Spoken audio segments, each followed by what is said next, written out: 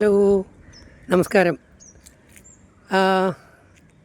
അങ്ങനെ ഈ വർഷത്തെ വൃദ്ധസദനങ്ങൾക്കുള്ള സാമ്പത്തിക സഹായത്തിൻ്റെ ഒരു നോട്ടിഫിക്കേഷനാണ് ഞാൻ ഇതിലൂടെ ഇടുന്നത്.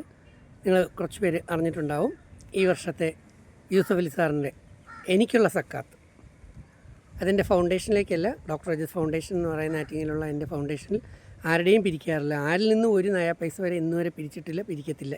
ഇപ്പം ഫ്യൂച്ചറിൽ അറിയില്ല, ഇപ്പോൾ എന്തായാലും പിരിക്കത്തില്ല. ഞാൻ ജോലി ചെയ്ത്, ഞാൻ സിനിമയിൽ ചെയ്ത് എനിക്ക് കിട്ടുന്ന സാമ്പത്തികം, അതാണ് മെയിനായിട്ട് ഞാൻ സിനിമയിൽ ഇറങ്ങിയത്. സിനിമയിൽ എനിക്ക് കിട്ടുന്ന സാമ്പത്തികം, അതിൽ നല്ലൊരു വീതവും ആ ഫൗണ്ടേഷൻ്റെ അക്കൗണ്ടിലേക്ക് ഇട്ടിട്ട് അർഹരായ പാവപ്പെട്ടവർക്ക് സഹായിക്കുക എന്നുള്ളതാണ് എൻ്റെ പോളിസി. അത് എന്നോടൊപ്പം അറിയാമെന്നുള്ള എല്ലാവർക്കും എന്നെ അറിയാം. ഞാൻ സത്യസന്ധമായിട്ടാണ് കഴിഞ്ഞ 20 വർഷം കൊണ്ട് പ്രവർത്തിച്ചുകൊണ്ടിരിക്കുന്നതും പറയുന്നതും എല്ലാം. കാരണം ഞാൻ നോമ്പ് പിടിച്ചു തുടങ്ങിയതിന് ശേഷം, പ്രത്യേകിച്ച് വേദം പഠിച്ചു കഴിഞ്ഞതിന് ശേഷം, ഞാൻ കള്ളത്തരം പറഞ്ഞാൽ പറയുന്ന എനിക്ക് തന്നെയാണ് ദോഷമെന്ന് എനിക്ക് നന്നായിട്ടറിയാം. നിങ്ങളുടെ മുമ്പിൽ എൻ്റെ വിലയില്ലാതാവും. അപ്പോൾ കിട്ടിയ 1,00,000 രൂപ ഞാൻ ബാങ്ക് അക്കൗണ്ടിലേക്ക് ഇട്ടിട്ട് ഇപ്പോൾ ഫോൺ പേ വഴിക്ക് അല്ലെങ്കിൽ ട്രാൻസ്ഫർ ചെയ്തുകൊണ്ടും ചെക്ക് കൊടുത്തുകൊണ്ടുമാണ് ഇരിക്കുന്നത്.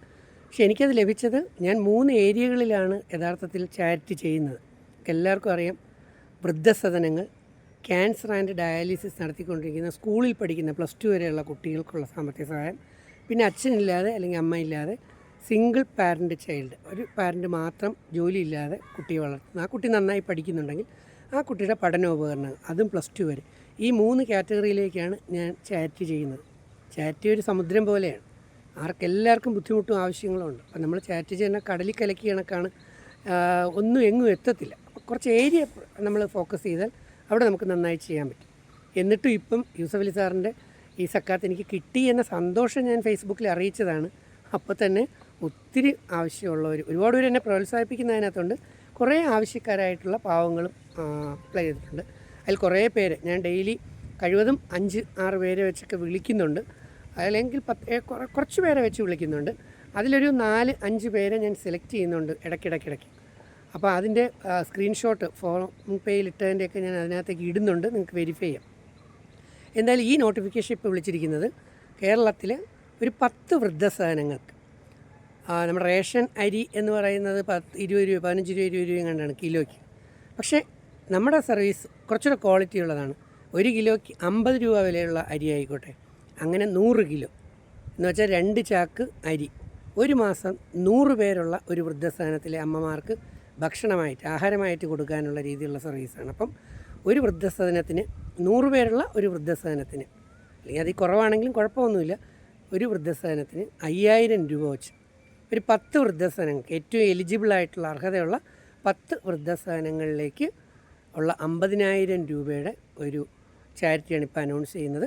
ഇതിൽ താല്പര്യമുള്ളവർക്ക്, ചിലർ ഈഗോ ഉണ്ടാവും, അപ്ലൈ ചെയ്തില്ല. നമ്മൾ തെളിവുകൾ എല്ലായിടത്തും വേണമെന്ന് പറയും, കോടതിയിലാണെങ്കിലും ഗവൺമെൻറ്റിനാണെങ്കിലും എല്ലാത്തിനും തെളിവ് വേണം. ചിലർ പറയും ഇടത് കൈ കൊടുക്കുന്ന വലത് കൈ അറിയണ്ട, അതൊക്കെ എനിക്ക് നന്നായിട്ട് അറിയാം. പക്ഷേ ചില കാര്യങ്ങളിൽ എനിക്കും തെളിവുള്ളൂ. കാരണം ഞാൻ ചെക്ക് കൊടുക്കുന്നതിന് തെളിവുണ്ട്, ഞാൻ ഫോൺ പേയിലൂടെ, ഗൂഗിൾ പേയിലൂടെ പൈസ കൊടുക്കുന്നതിന് തെളിവുണ്ട്. പക്ഷേ പലപ്പോഴും എൻ്റെ പോക്കറ്റിൽ നിന്ന് ഞാൻ പല സ്ഥലങ്ങളിലും ചെല്ലുമ്പോഴും കാണുമ്പോഴും എടുത്തു കൊടുക്കുന്ന സംഗതികളുണ്ട്.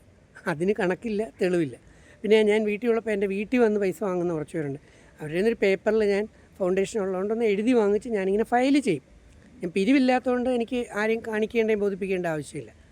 പിരിവുണ്ടെങ്കിൽ നമ്മൾ കൃത്യമായിട്ട് അതെല്ലാം ചെയ്യണം, കാരണം ഇത് പിരിവില്ല.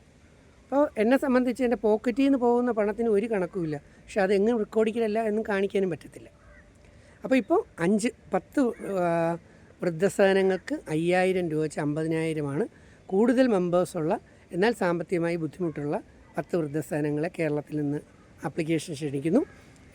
പോസ്റ്റിൽ അയക്കേണ്ട ഇതാണ് അവരുടെ ഡീറ്റെയിൽഡ് അപേക്ഷാ ഫോം, അതിനകത്ത് ഫോൺ നമ്പർ ഉൾപ്പെടെ ഡീറ്റെയിൽഡ് അപേക്ഷാ ഫോം, എത്ര മെമ്പേഴ്സ് അവിടെ ഉണ്ട് എന്നുള്ളതിൻ്റെ ഡീറ്റെയിൽസും അഡ്രസ്സും അതെല്ലാം. പിന്നെ അവരുടെ ബ്രോഷറോ മറ്റ് ഡീറ്റെയിൽസ് ഉണ്ടെങ്കിൽ അതും കൂടെ വെക്കണം. 3, അവരുടെ ബാങ്ക് അക്കൗണ്ടിൻ്റെ ഡീറ്റെയിൽസ്, അവർ വന്ന് വാങ്ങിയൊന്നും വേണ്ട, ബാങ്ക് അക്കൗണ്ടിൻ്റെ ഡീറ്റെയിൽസ് വെക്കണം. ഒന്നുകിൽ ഞാൻ കൊണ്ടുചെന്ന് പൈസ കൊടുക്കും. ഞാൻ നേരിട്ട് പോകുന്നിടത്ത് കൂടുതൽ പൈസയാണ് കൊടുക്കാറുള്ളത്, കാരണം എൻ്റെ കയ്യിൽ നിന്നും കൂടെ ഞാൻ എടുത്തിട്ട് കൂടുതൽ കൊടുക്കും. അതല്ലാത്തടത്ത് ഞാൻ ബാങ്കിലൂടെ ട്രാൻസ്ഫർ ചെയ്ത് കൊടുക്കാറുമുണ്ട്, ഗൂഗിൾ പേ, GPayയിലൂടെയും ചെയ്യാറുണ്ട്. അപ്പോൾ ഈ 2-3 പേപ്പറുകൾ അടങ്ങിയ ഒരു ലെറ്റർ അല്ലെങ്കിൽ ഒരു application doctor Rajith foundation, Rajith Bhavan, Kizhuvilam PO, Attingal, Thiruvananthapuram 695104 എന്ന വിലാസത്തിൽ. ഇന്ന് ഡേറ്റ് 15 ദാറ്റ് മീൻസ് മാർച്ച് 15 ഇന്നത്തെ ഡേറ്റ്. ഒരു മാസം സമയം. ഏപ്രിൽ 15 മുമ്പ് കിട്ടുന്ന അപേക്ഷകളിൽ നിന്ന് മുഴുവനുണ്ടെങ്കിൽ അത്രയും പേർക്ക് കൊടുക്കും.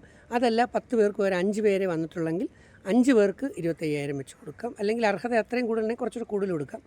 ബാക്കി അതിൽ വരുന്ന പൈസ ഉറപ്പായിട്ടും ഈ ഫേസ്ബുക്കിലൂടെയും യൂട്യൂബിലൂടെയൊക്കെ അർഹരായി ചോദിച്ച് നിൽക്കുന്നവർക്ക് വീതിച്ച് ഞാൻ നൽകും. എത്ര വൃദ്ധസദനങ്ങൾ എനിക്ക് അപ്ലൈ ചെയ്തിട്ടുണ്ട്, എത്ര വൃദ്ധസദനങ്ങൾക്ക് ഞാൻ കൊടുത്തിട്ടുണ്ടെന്ന് ഞാൻ നിങ്ങളെ കൃത്യമായി അറിയിക്കുന്നതാണ്. പറയുന്നത് ഞാനാണെങ്കിൽ കൃത്യമായി ചെയ്തിരിക്കും. കാരണം വിശ്വസ്തനാവുക എന്ന് പറയുന്നത് എളുപ്പമുള്ള കാര്യമില്ല.